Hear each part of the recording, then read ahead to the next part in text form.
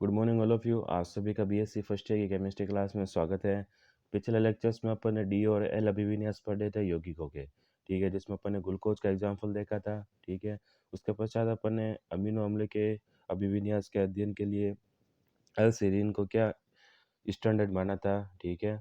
अब अपन L serine के basis के ऊपर अमीनो एसिड का क्या अभिविन्यास का निर्धारण कर सकते हैं। जैसे एल सीरीन है वो, ठीक है, वो एल फॉर्म में रहता है नेचुरली, ठीक है। अगर अपन इसके डी फॉर्म की बात करें तो एल सीरीन में तो जो NH2 ग्रुप है वो किस में, लेफ्ट साइड में रहता है, तो ये एल सीरीन हो गया, ठीक है। अगर अपन इसकी डी फॉर्म की बात करें तो NH2 ग्रुप किस में, दाईं तरफ आ जाता है, तो ये क्या हो गया, डी सीरीन, ठीक है। और ये एल सीरीन, अगर डी फॉर्म एल सीरीन की बात करें, ठीक है, उसी प्रकार ये कोई दूसरा अमीनो एसिड का यहाँ पर उदाहरण ले रखा है, ठीक है, जिसकी एल फॉर्म की बात कर रखी है, ठीक है। उसके पश्चात हम देखते हैं डी एल नामकरण की सीमाएं, कि limitation of D L nomenclature, कि सभी यौगिकों के विन्यास गिल सेल्यूलाइड से संबंधित नहीं होते।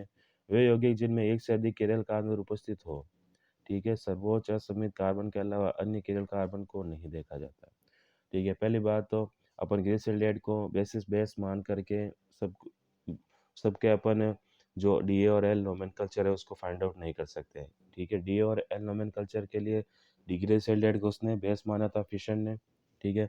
सेकंड था कि वे यौगिक जिसमें एक से अधिक किरल कार्बन है, जैसे अपन ने ग्लूकोज के अंदर देखा था एक से ज़्यादा किरल कार्बन वहाँ पर मौजूद थे, ठीक है। तो अपन सर्वोच्च समित किरल कार्बन के अलावा अन्य किरल कार्बन को नहीं कंसिडर कर सकते थे, ये भी इसका ड्रॉबैक था। इस नामकरण के लिए केवल ये वे ही अणु उपयुक्त होते हैं जिनके लिए फिशर प्रोजेक्शन फॉर्मूला लिखा जा सकता है, ठीक है। केवल फिशर प्रोजेक्शन फॉर्मूले वाले ही इसके अंदर अपन मॉलिक्यूल कंसीडर कर सकते हैं, ठीक है। जिनके अंदर फिशर प्रोजेक्शन फॉर्मूला नहीं लिखा जा सकता, ठीक है, उसके अंदर अब वो उनके लिए DOL रूप नहीं लिख सकते। फिशर प्रोजेक्शन फॉर्मूला का मतलब ये जैसे ग्लूकोज के स्ट्रक्चर है ना, ठीक है, चेन के रूप में ये फिशर प्रोजेक्शन फॉर्मूला कहलाती है, ठीक है। नेक्स्ट अपन देखते हैं RS नामकरण के निरपेक्ष विन्यास, एब्सोल्यूट कॉन्फ़िगरेशन, के अपेक्षिक विन्यासों को दूर करने के लिए कौन, इनगोल्ड तथा प्रीलॉग ने निरपेक्ष विन्यास का सिद्धांत दिया, जिसे अपन RS प्रणाली भी कहते हैं, ठीक है। DL नोमेनकल्चर के जो लिमिटेशंस थी उनको दूर करके RS नोमेनकल्चर दिया गया था। यहाँ प्रयुक्त R क्या है, लेटिव शब्द रेक्टस अर्थात दायां, ये ध्यान रखना यहाँ पर RS के अंदर अब, ठीक है। R का मतलब तो है दायां और S का मतलब है स्नेटर अर्थात बायां, तो R तो हो गया क्या, दायां, ठीक है, और S यहाँ पर हो गया क्या, बायां, ठीक है। ये हो गया लेफ्ट और एक राइट वाला, ठीक है, ध्यान रखिएगा। प्रकाशिक समावयवों का विन्यास निर्धारण इस विधि द्वारा ज्ञात करने के लिए प्रमुख चरण उपयोग में लिए जाते हैं। कौन कौन से स्टेप हैं इस नोमेनकल्चर के? सबसे पहला है कि असमित कार्बन परमाणु से जुड़े चारों परमाणु या समूहों को अनुक्रम का पालन करते हुए प्राथमिकता के अनुसार व्यवस्थित किया जाता है, ठीक है। इसमें सीक्वेंस रूल फॉलो करना होता है, जो सब्स्टिट्यूएंट या परमाणु जोड़े हुए हैं अंग्रेजी वर्णमाला के अकॉर्डिंग। ये माना कि प्राथमिकता का क्रम क्या है, ABDE है, ठीक है। ए पहला आएगा, ABCD में देखते हैं तो ए पहला आता है, उसके बाद में बी आता है, उसके बाद में डी आता है, उसके बाद में ई आता है, तो अपन को ये क्रम फॉलो करना है। तथा यौगिकों को देखने पर अपने को ABD क्रम क्या दक्षिणावर्त है तो यौगिक का विन्यास क्या होगा, R होगा, और ठीक है। और यदि ABD का क्रम क्या वामावर्त है तो यौगिक का विन्यास क्या होगा, S होगा। अब यहाँ पर एक इम्पोर्टेंट टर्म है, ध्यान रखिएगा, ये विन्यास रोटेशन के बेसिस पे अपन डिसाइड करेंगे। कैसे, देखिए कि अंग्रेजी वर्ण अपन ने कंपाउंड को देखा, कंपाउंड को देखकर अपन ने उसका क्रम का पता लगा लिया, ठीक है। सपोज ये कोई कंपाउंड है, इसका कंपाउंड का क्रम ये वाला है ABDE। अब अपन इसके अंदर अपने को क्रम पता चल गया, अब अपने को इस यौगिक के अंदर कंपाउंड के अंदर देखना है कि इसका रोटेशन किस साइड में होना है। कि सबसे पहले ए आया, उसके बाद में ए से अपन बी की तरफ चलते हैं, ठीक है, बी से अपन क्या डी की तरफ चलते हैं, और डी से ई की तरफ चलते हैं, तो ये क्या घड़ी की दिशा में घूम रहा है ये रोटेशन, देखिए, ठीक है। तो ये तो हो गया क्या, आर रूप। क्लॉकवाइज जब रोटेशन होता है यौगिकों के क्रम का तो वो तो होता है आर फॉर्म, समझ में आया। और अगर ये क्रम सपोज जैसे रिवर्स होता, उल्टा होता, जैसे बी यहाँ नीचे आ जाता ई की जगह, ठीक है, यहाँ पर सपोज बी आता, ठीक है, और यहाँ पर ई आ जाता, ठीक है, तो ये रिवर्स चलता फिर, तो ये हो जाता फिर एस फॉर्म, ठीक है, ध्यान रखिएगा, ठीक है, जैसे कि एस फॉर्म का बता रखा है, ठीक है। इसमें देखिए एस ऊपर वाला आर समझ में आया। अब अपन देखते हैं एस का एग्जांपल, कि ये ए हो गया, ए से अपन किस तरफ चलेंगे, बी की तरफ प्राथमिकता के अनुसार, ठीक है, बी से अपन चलते हैं डी की तरफ। तो ये क्या घड़ी की विपरीत दिशा में रोटेट कर रहे हैं। जब घड़ी की विपरीत दिशा में रोटेट करते हैं तो कौन सा होता है, एस फॉर्म। और जो घड़ी की दिशा में रोटेट करता है प्राथमिकता का क्रम, ठीक है, तो वो क्या कहलाता है, आर फॉर्म, ठीक है। जैसे अनुक्रम सीक्वेंस देखते हैं कि एक असममित कार्बन परमाणु के चारों ओर स्थित समूहों की व्यवस्था निम्न अनुक्रमों द्वारा नियंत्रित होती है, ठीक है। अब अपन सीक्वेंस रूल के स्टेप्स देखते हैं कि असममित कार्बन परमाणु के साथ पीछे जुड़े परमाणुओं या समूहों को उनके घटते हुए क्रम के आधार पर व्यवस्थित करके प्राथमिकता का क्रम निर्धारित करते हैं। असममित कार्बन परमाणु से जुड़े उच्चतम परमाणु क्रमांक के परमाणु को सर्वोच्च प्राथमिकता दी जाती है, ठीक है। अब जिसका परमाणु क्रमांक ज़्यादा होगा, ठीक है, ध्यान रखिएगा, परमाणु क्रमांक से कार्बन असममित कार्बन परमाणु से जुड़े उच्चतम कार्बन परमाणु के सर्वोच्च के परमाणु क्रमांक को वरीयता दी जाती है। ध्यान में रखिए ना ये बात, इसके ऊपर ही अपन सीक्वेंसिंग करेंगे, ठीक है। जिसका परमाणु क्रमांक ज़्यादा है, ठीक है, वो सीक्वेंस में क्या आएगा, पहले आएगा, ध्यान रखना। जैसे कि एक ये एग्जाम्पल ले रखा है, ठीक है। अब इसमें देखिए कि एक तो जुड़ा है क्लोरीन, एक जुड़ा है ब्रोमीन, एक जुड़ा है आयोडीन, एक जुड़ा है हाइड्रोजन। अब अपन अगर इसमें सब में से अगर सबसे ज़्यादा परमाणु क्रमांक देखें तो किसका है, आयोडीन का, ठीक है। उसके पश्चात है ब्रोमीन का, देन क्लोराइड और देन हाइड्रोजन। तो सबसे पहले अपन को कंसीडर करना होगा इसमें आयोडीन को, मतलब आयोडीन से अपने को क्या रोटेशन करवाना स्टार्ट करना है। आयोडीन के बाद में कौन आता है, ब्रोमीन आता है, तो अपन आयोडीन से ब्रोमीन की तरफ चलते हैं। ये अपन चले भाई ब्रोमीन की तरफ, ठीक है, ब्रोमीन की तरफ चले, ठीक है। ब्रोमीन से बाद में अपन चलते हैं सीएल की तरफ, ये सीएल की तरफ अपन ने रोटेशन करवाया। सीएल के बाद में अपन चलते हैं हाइड्रोजन की तरफ। तो ये क्या घड़ी की दिशा घूम रही है, देखिए जिस तरह घड़ी ऐसे घूमती है, ठीक है, वैसे के वैसे ये रोटेशन भी रोटेट हो रहा है, देखना हुआ।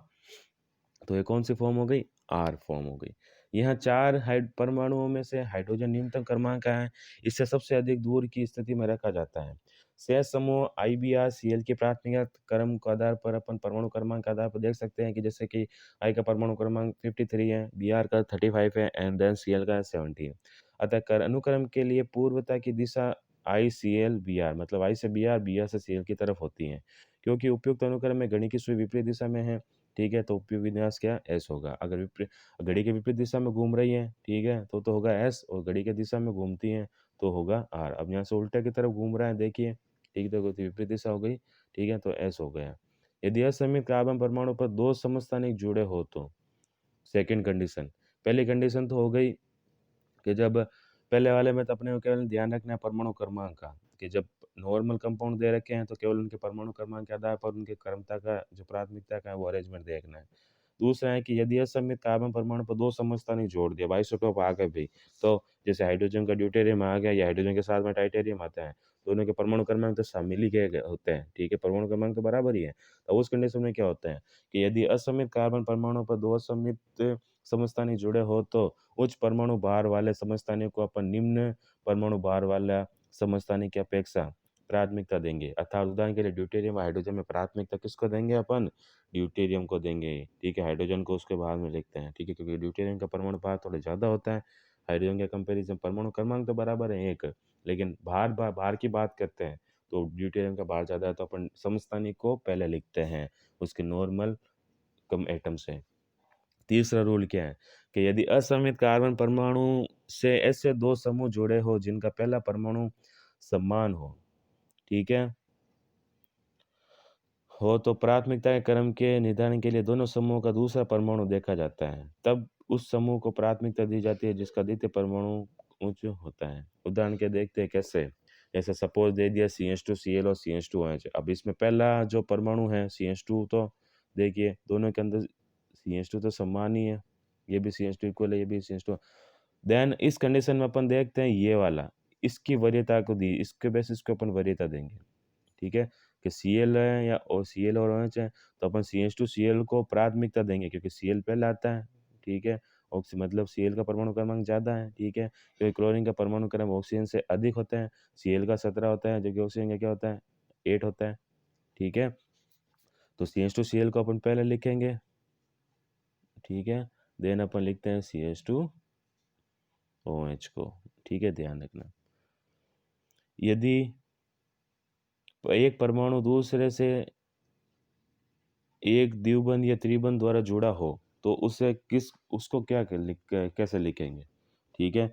सपोज ये कोई एटम है, दूसरे एटम के साथ में डबल बॉन्डेड या त्रि बॉन्ड से जुड़ा हुआ है, ठीक है? तो उस कंडीशन में क्या होता है देखिए, ठीक है? जैसे कार्बन ट्रिपल बॉन्ड कार्बन है, तो अपन कार्बन ट्रिपल बॉन्ड कार्बन को कैसे लिखेंगे, ये इस तरीके से। उसी प्रकार कार्बन डॉट का डबल बॉन्डेड O है, तो अपन उसको 2 ऑक्सीजन के साथ में लिखते हैं, ठीक है? मतलब 2 ऑक्सीजन मानी अपन ने, ठीक है, CO को। अब अगर सी कार्बोक्सिलेज समूह दे दिया कि C डबल बॉन्ड हो, जहाँ पर डबल बॉन्डेड जैसे कार्बन के उस डबल बॉन्डेड में ऑक्सीजन है, तो अपन जब इसको ओपन करके लिखेंगे तो 2 ऑक्सीजन कंसीडर करते हैं यहाँ पर देखिए। डबल बॉन्ड ऑक्सीजन है, तो अपन अगर जब सिंगल बॉन्ड करेंगे तो यहाँ पर दोनों ऑक्सीजन अलग हो जाएगी, ठीक है? तो उस कंडीशन में ऐसा लिखते हैं। उसी प्रकार अगर अपन देखते हैं सी एग्जाम्पल या CHO, CH2OH, HOH है, ठीक है? जब इसको अपन ओपन करके लिखेंगे कुछ इस तरीके से लिखेंगे, जो OH होगा पीछे की तरफ रहता है, OH समूह होता है वो ऊपर की तरफ होता है, ठीक है? अब इसके अगर वरीयता का क्रम देखें, ठीक है? तो सबसे पहले तो आता है OH, ठीक है? देन आता है एल्डिहाइड ग्रुप, फिर आता है CH2OH, तो सबसे हल्का कौन सा है इसमें? हाइड्रोजन, ठीक है? इन चारों में से, ठीक है? तो इसके वरीयता का क्रम ये वाला हो गया, ठीक है? उसके बाद अपन इसका रोटेशंस करवा के देख सकते हैं कि S है या R है, ठीक है?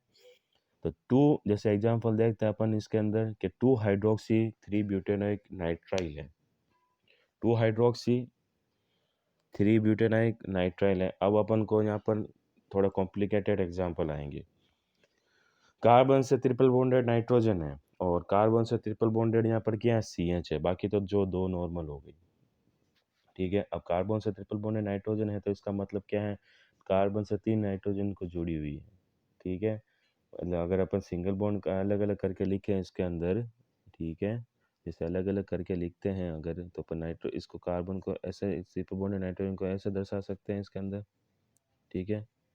ठीक है, और उसी प्रकार अगर अपन देखते हैं C डबल बॉन्ड C है तो अपन C को ऐसे लिख सकते हैं इसके अंदर ट्रिपल बॉन्डेड को, ठीक है? ये फिर केवल प्रोजेक्शन को दर्शाने के लिए बता रखा है, ठीक है? तो अगर अपन नाइट्रोजन ट्रिपल बॉन्डेड है तो अपन इसको ऐसे लिख सकते हैं, ठीक है? अगर C ट्रिपल बॉन्ड CH है तो अपन को भी ऐसे लिख सकते हैं, ठीक है? तो इस सिचुएशंस के अंदर प्राथमिकता का जो क्रम होता है वो क्या होता है? सबसे पहले तो आएगा OH, उसके बाद में आता है कार्बन का कम होता है 6 होता है तो CN, then C double bond CH, ठीक है? नाइट्रोजन अब यहाँ पर ज़्यादा है, C यहाँ पर देखिए CN और जो C डबल बॉन्ड CH है, ठीक है? इन दोनों में क्या है? 2 कार्बन आ गए तो दोनों का 6-6 था। अब यहाँ पर CN है मतलब कार्बन का 6 और नाइट्रोजन का क्या है? 7 है। तो ये वाला ज़्यादा पहला आएगा, ठीक है? क्योंकि उसका एटॉमिक नंबर ज़्यादा है, ठीक है? तो CN आया फिर CH आया और सबसे लास्ट में क्या आ जाता है? हाइड्रोजन आता है, ठीक है? अगले लेक्चर्स के अंदर अपन कुछ और एग्जांपल्स देखेंगे और अगले टॉपिक को डिस्कस करेंगे। तब तक आप RS नोमेनकल्चर और DL नोमेनकल्चर की प्रैक्टिस कीजिएगा।